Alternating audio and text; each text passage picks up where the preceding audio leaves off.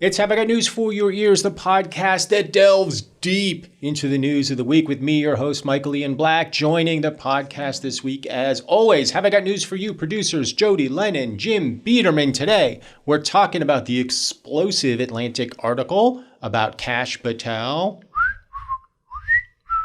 We're talking about the latest updates from the president on the negotiations that may or may not be happening with Iran, who he's sending or not sending. We're talking about the fact that he will be reading the Bible. Today, I am podcasting from Stella 33 in Milan, Italy, and we would like to thank them very much for having us.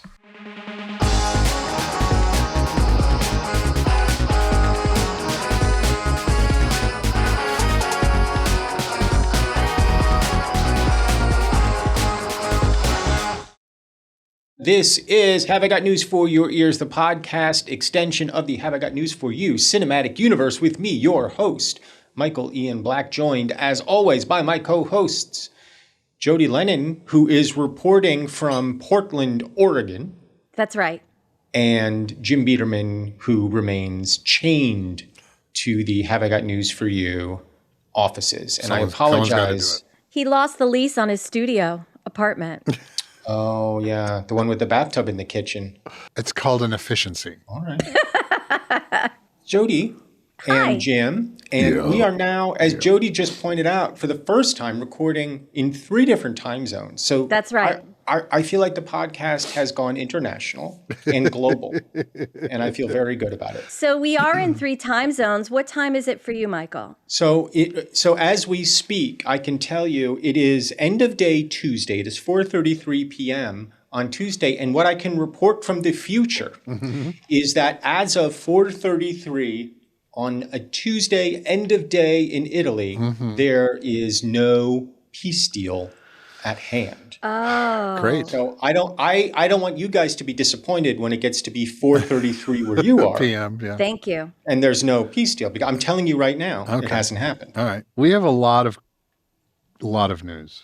We're going to start with something kind of light, although it's heavy. It's Kash Patel's latest travails. Yeah.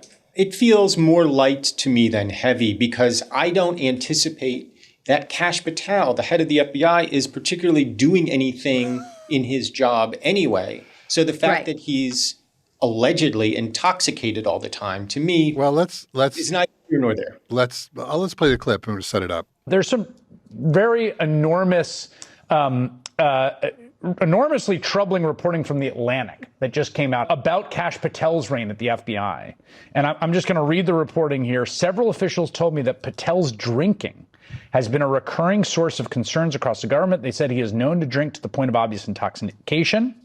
On multiple occasions in the past year, members of the security detail have had difficulty waking Patel because he was seemingly intoxicated, according to information supplied to Justice Department and White House officials. A request for breaching equipment, normally used by SWAT and hostage rescue teams to gain entry into buildings, was made last year because Patel had been unreachable behind locked doors, according to multiple people familiar with the request. Have these guys never heard of executive time? That's the whole point of executive. Wait a minute. Has no one ever heard of the term narcolepsy? Thank you. That sounds like Jim on a Saturday. Yeah. They're constantly, what is it called? Breaching. Breaching equipment to my office. Breaching equipment. They break in. I was like, what? So what do we think is in breaching equipment? Is it a battering It's a ram? battering ram. It's one of those, yeah. It's one of those giant things that you go like that. Yeah. And it takes like 2 guys to use it. I don't know why, but this doesn't trouble me at all. I don't care that Kash Patel's drunk. I don't Doesn't either. bother me. I mean, like that's the least offensive thing about him. Correct. The implication, of course, is that, he's not doing something that he should be doing, which even when he's not drunk, he's not doing something he should be doing. Right. Why did they need to wake him up? What are they waking him up for? It's a great question. Like, do they really entrust him to do anything? Or is it might be that the FBI sort of sees themselves as babysitters for Kash Patel. So just like if you were a babysitter and your charge was behind a locked door, unresponsive, you would panic. Yeah. Because the parents are going to come home. Right. And there's going to be a dead Kash Patel behind the door. So I get why they would panic. I ask you this. professionally speaking, purely professionally speaking, is a dead Kash Patel any worse than a living Kash Patel? That's what I'm saying. Like what difference does it make? I think it's a zero sum, right? I would say when he's awake, it's less than zero. It's a less than zero sum. Of all the things people in the Trump administration have been accused of, this is the least of it. Yeah. This is nothing. Now, this came out. So a guy drinks to the point of unconsciousness. So what? Like, that's so much better than anything else that is going on in the administration right now. Also, it sounds like he's one of a few people that have this kind of activity going on. This story came out because The Atlantic, I believe it's The Atlantic magazine, wrote this article. Yes, it is The Atlantic. And he is threatening to sue them for $250 million. He did sue them. He filed suit today. He did? Okay, great. It may not have happened where you are, but where I am. Did it happen at 4:39? Thanks for letting us know. 4:39? Here's more of it. It's nuts.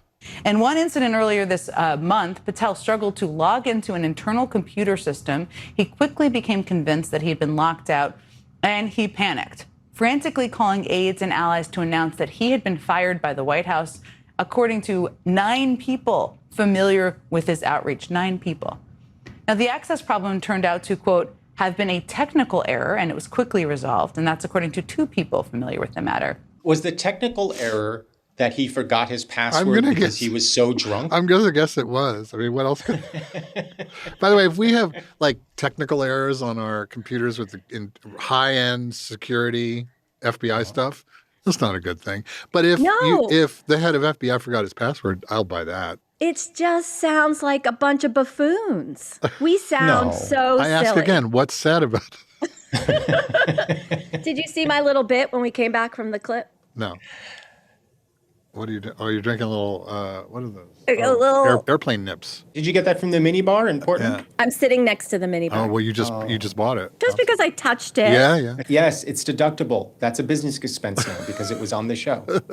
Defamation is a very high bar. You have to prove that the person who said these things or reported these things, in this case, the Atlantic's case, that they did so with intent to harm you. The beauty of the First Amendment, while we still have it, to prove that you have that intent is a very high bar. Well, it does sound like Kash is a fan of a high bar, so it all makes sense. Nice. It also strikes me that he's doing this just to save his job because he knows that he's on the outs. He got locked out of the computer system, so therefore... He's literally on the outs. I like that his first go-to is, oh, shit, I've been fired. I want to see what he buys on Amazon when he's drunk.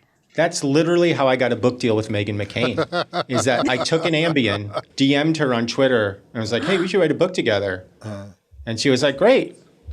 Are you telling the truth? I'm telling he did write God's honest truth. That was my most successful Ambien purchase, was a book contract.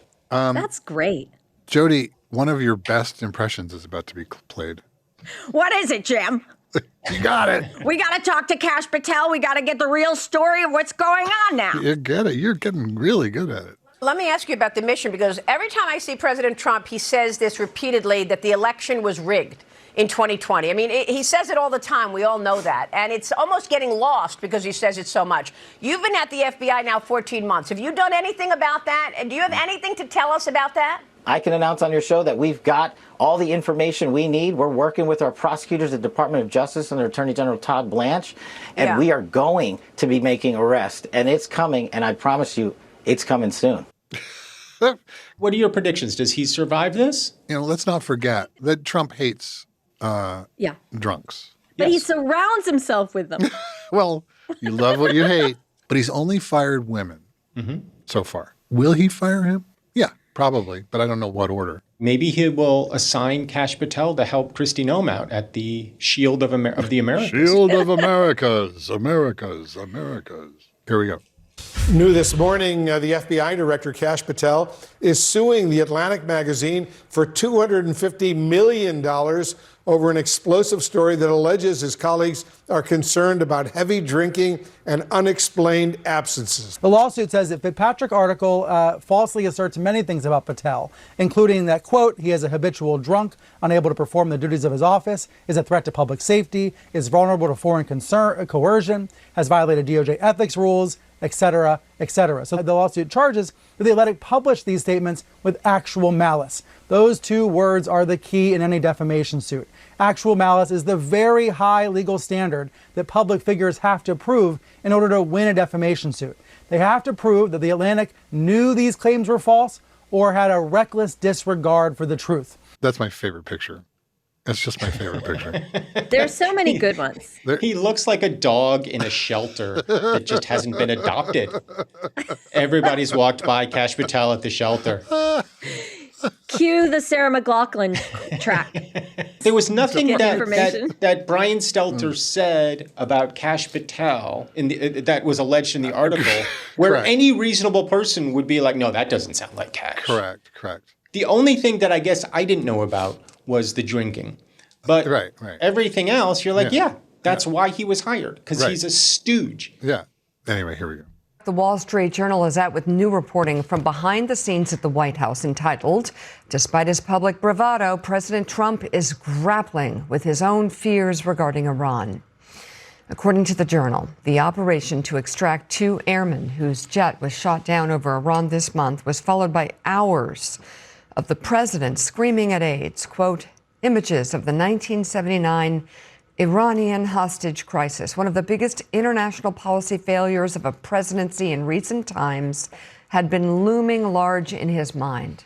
He has made risky pronouncements without input from his national security team, including his post about plans to destroy the Iranian civilization, saying seeming unstable could help spur the Iranians to negotiate. If the choice is, do I take the brunt of the bad headlines for Iran, or do I throw Kash Patel under the bus? Yes, he's going to throw Kash Patel under the bus. Right. But I don't think this is in any way Planned. coordinated, and I don't think he's in any way glad that Kash is in hot water, because I do think it boomerangs back on him, and so he's had to fire Kristi Noem, Pam Bondi, now the labor lady, and then Kash. I mean, he's just going to look like an even bigger buffoon than he already appears to be. And bigger buffoon than I think he knows that. Than the first term where he fired a lot of people. That Wall Street Journal article is very heartening to me, that he's concerned about things. I like that. I like that a lot. That he's capable of concern and worry.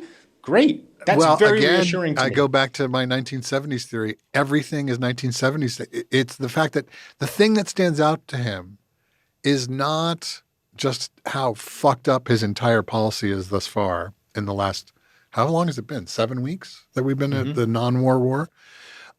He's concerned he'll look like Jimmy Carter. If he were to project that forward a little bit, he would recognize that Jimmy Carter died as one of the most beloved Americans in history. But see, that's the problem. Is just at 1979 and 364 days, stops. Right. Here's some more on him. And just to get ahead of a lot of the critics and hand-wringing, throwing out irresponsible terms like war crimes, attacking, destroying infrastructure that has clearly and historically been used for dual military purposes is not a war crime. But Mr. Ambassador, let me be clear. The president today said that he would knock out every single power plant and every single bridge in Iran. He's not just talking about those that are supporting the military infrastructure. He's saying every bridge and every power plant in the country. That wouldn't be a war crime? That would be an escalatory ladder. And if you go back in the history of warfare, go all the way back to World War II, of course, we bombed and took down bridges, other infrastructure, power plants that, yes, could be used for civilian, but also are used to manufacture drones and missiles. He's the ambassador, I think, to the UN. That whole argument, they keep going back to hey, if that were the case, then the bombing of Dresden would have been a war crime, like all these things, and that the Allies took out civilian bridges and whatever. Isn't the bombing of Dresden now widely recognized as a war crime? Yes. Don't forget, the UN didn't exist before at the time, and I think a lot of these war crimes, and I could be wrong, but I think a lot of these understanding of what is a war crime came out of World War II and World War I. But it was not codified until the UN was founded. It seems to me that you're either at war or you're not at war. Right. And if you're at war, Anything I think goes? you just blow shit up. Anything goes? I don't know if you want to. I don't know if you want. I don't know if you want to go there. I don't. But I don't fully understand these sort of artificial constraints. I can understand why you wouldn't bomb a hospital or a school or a residential neighborhood. Not even a residential neighborhood. I actually think if you're at war, then you're at war. I know I'm overlooking something obvious here, which is that you don't want to kill people. But once you're at war, that's the job of war, is to kill people and things. Well, you're negating the idea that there's a community that agreed to that this is what we will define as a war crime. Yes, and those are the rules, and I'm all for rules with war. It just feels very unenforceable to me because whoever wins the war makes the rules. 100%. It's completely unenforceable because you can always go, "Oops, my bad. I didn't mean to do that." Like Benjamin Netanyahu is obviously a war criminal. Yeah, and he's a criminal. He's a criminal even without being a war criminal. Yes, he's just a criminal. Yeah. But at the same time, like, so what? Like, who's going to hold him That's accountable? the point. You just go, "Oh, my bad." Well, we have evidence that it's not just civilian. Like, you just lie.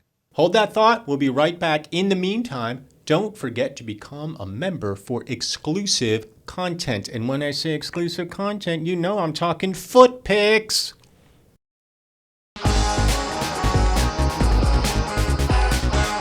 Well, here's more. Then when it comes to these talks, there was a bit of confusion, Jessica, about who exactly would be attending, because Trump, speaking to reporters early in the day, he said that Vance would not be attending this round for security reasons. He said JD is great, but for security reasons, he would not be going. The concern apparently was that there would not be enough time to get Secret Service assets in place to protect him if he were to go. Got it. But I think a lot of people read it as nobody trusts JD to get anything done. But apparently the Iranians have insisted that he be there for any talks. Now, is that because they also think he can't get anything done and they're trying to sabotage it? Or do they have some sort of fondness for JD Vance? They know he was against the war to begin with. They Could be. They know that. They do know that. It could also be that he has a kind of Ayatollah beard himself, which is nice. They just like his beard. Hang on. So going back, here we go. We have contacted a White House official here and heard that the plan is to send Vance, Witkoff, and Kushner still. And when we pushed about the confusion around the U.S. delegation, they just said that plans change. I would just love the voice to be like, plans change! Like just some weird psycho who's just like, I don't know, plans change.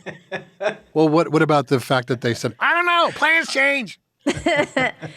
I agree with Michael in this situation. I do think that for whatever reason, they didn't want JD Vance to go. Probably because Witkoff and Kushner are aligned and they have some other agenda, some other path for this whole thing. Shopping mall. And exactly. JD might be more open to a conversation of true peace, dare I say. I mean, he has been outspoken. Michael, you were saying that they didn't want to send him because he'll fuck it up? I'm saying Iran might have wanted him there because they think he's weak and will fuck it up and will bend to whatever they want. Because they understand that JD is looking ahead to 2028. Yes. The Iranians understand that JD is trying to position himself to be the next Republican nominee. And JD has also sort of quietly said, I was against this war, you guys. And so they're thinking to themselves, hey, we can work with this guy. We can save essentially his political future by engaging with him as opposed to Kushner or Witkoff or whomever. But that would all implies that Vance and Kushner and Witkoff have any power over what that deal is. They don't. They know how his bread is buttered, where his bread is buttered, how he butters his bread. Whose bread is he buttering? Is he got bread? And Does he have bread? Is it a salted butter? Is it an unsalted butter? He likes is it a margarine? It could be an oleo product. We don't know. This is all part of the negotiations. Yeah, he's got anal leakage. The hotel restaurant has not opened yet. I'm so hungry. But JD Vance does have like what he thinks is a future as the next president. And so this could be his war that he wins, right? It takes it off of Trump's, like whatever number of wars he's already saved or solved or Trump? Yeah. I think it's at 15. It's in the low triple digit. Yeah, he won't get to count this one if JD Vance brings it home, right? So I think that's what Vance wants is he wants this one. I don't think Vance wants to be there at all. He doesn't want to be anywhere near this because, counter to what the two of you are saying, if he is successful in getting any kind of truce with Iran or doesn't succeed, he's tainted. He's completely tainted for 2028. And any opponent can just throw that shit right at him. So he's not an idiot. He knows, oh, fuck. I got to do it to come off as the loyal vice president. But I don't think he wants to be there at all. But if he is able to bring something home, then he gets to be the hero. If there is a serious negotiation, which I doubt will happen, and if there is a resolution, which I doubt will happen, but Vance gets to be the one to wave the flag and say, I did it. And that would set him up for 2028 in a way that Marco Rubio could not claim, even though he is the Secretary of State, which is weird that he's not involved in this, but okay. The Iranians have all the leverage right now. They have this straight. They control the world's energy supply right now. They literally have all the cards, to use one of Trump's favorite phrases. So why would they concede to anything? Michael, before it's all, they were laughing at us. They were just laughing at it. Now they're not. Yeah, now they're not laughing at us. Here we go.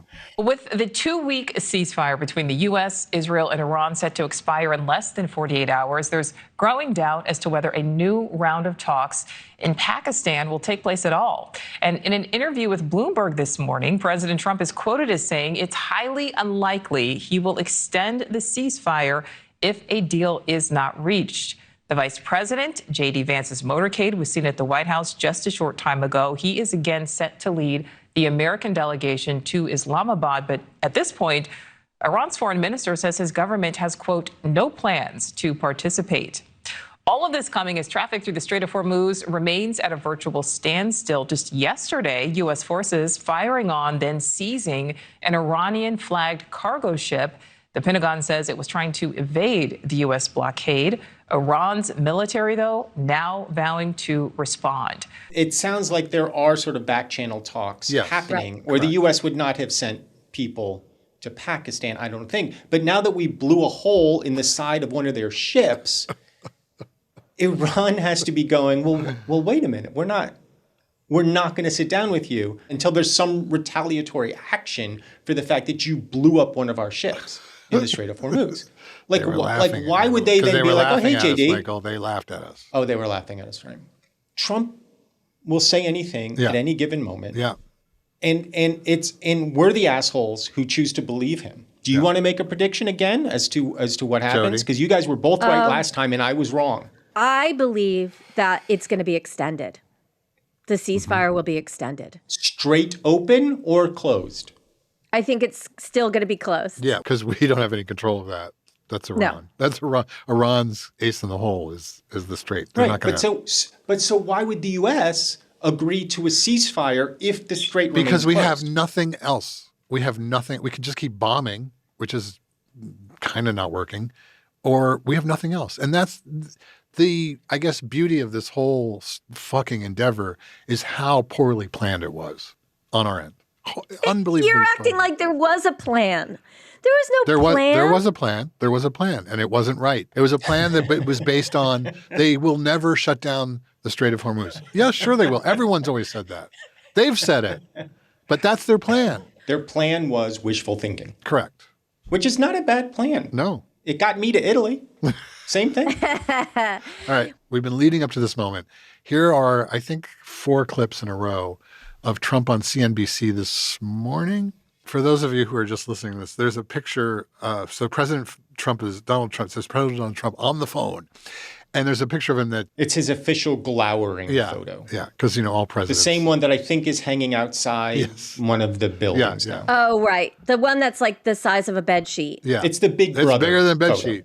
It's the size of the AIDS quilt, to be fair.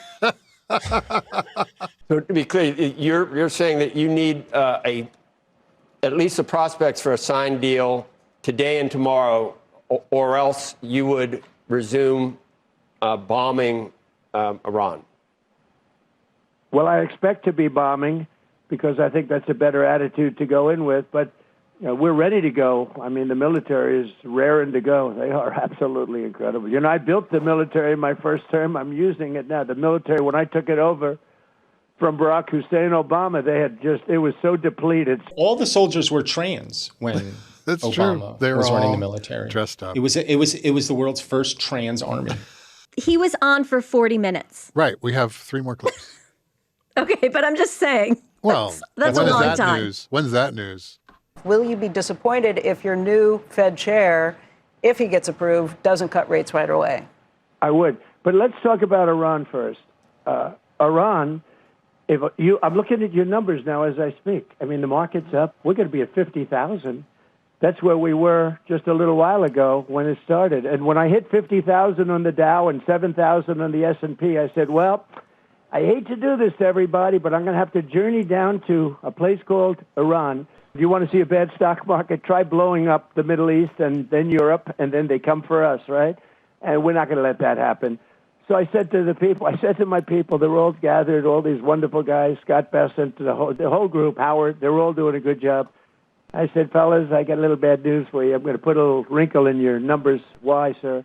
We're going down to a place called Iran. He understands what ails the economy because, as we learned last week, he's a doctor.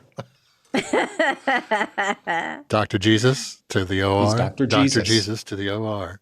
Is it a better negotiating tactic with the Iranians on the eve of peace talks that may or may not happen to say, we hope we do not have to resume bombing. That's the last thing anybody wants to do. We are looking for a peaceful solution. Or the military is raring to go to bomb if we can't get a deal done. Don't you think mystery is a good idea? Yes, Right. yes, but because as we just established, it really doesn't matter what he says. Correct. Nobody believes him. Correct. So I guess it really doesn't matter what he says, and I guess the Iranians know that. I guess they know it doesn't matter what he says. I saw an interview with some Middle Eastern analyst who said, you have to understand that his bravado plays to a different audience there. It's not it's not for Western audiences. It is for, I will be as crazy as your comments are.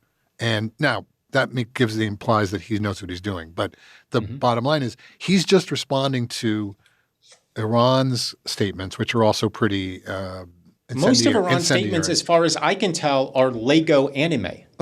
Right. That seems to be mostly what... But it's the shit that pisses them off. That's the point. And by the way, as funny as I find the Lego animation parody stuff great, it's also like, what? This is what? What do you...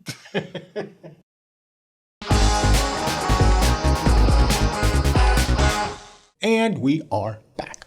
Here we go. And when it's over, and it will end, when it's over, they want it to be over immediately. And I just looked at a little chart. World War I, 4 years and 3 months. World War II, 6 years. Korean War, 3 years. Vietnam, 19 years. Iraq, 8 years. I'm 5 months. Okay, 5 months. I would have won Vietnam very quickly. I would have, if I were president, I would have won Iraq in the same amount of time that we won. Now look at Venezuela. I took it over in 45 minutes. It was basically a 45-minute. And by the way, a very strong military country. And we took it over in a day, but let's be nice. But we basically took it over in 45 minutes. We took it over during the attack in 45 minutes. But Mr. President, and they would say, I'm surprised I haven't said it, that you should have done it in 30 minutes. Is he trying to equate what's happening in Iran to a world war? Because if that's the case, we're fucked. Like, if he's thinking of this as World War III, then what are we doing? Well, hopefully it'll be done in 6 months. Maybe 20 minutes. Or 40.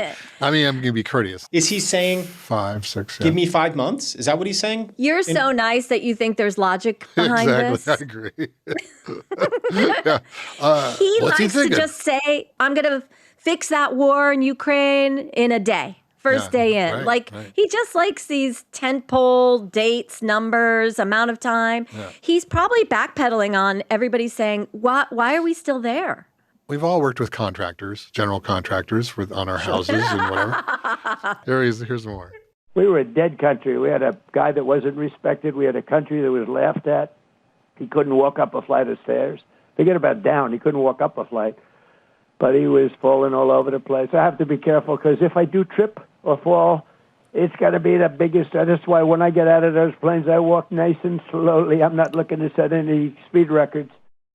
He's our president. You know, that sounds like somebody who falls. Yeah.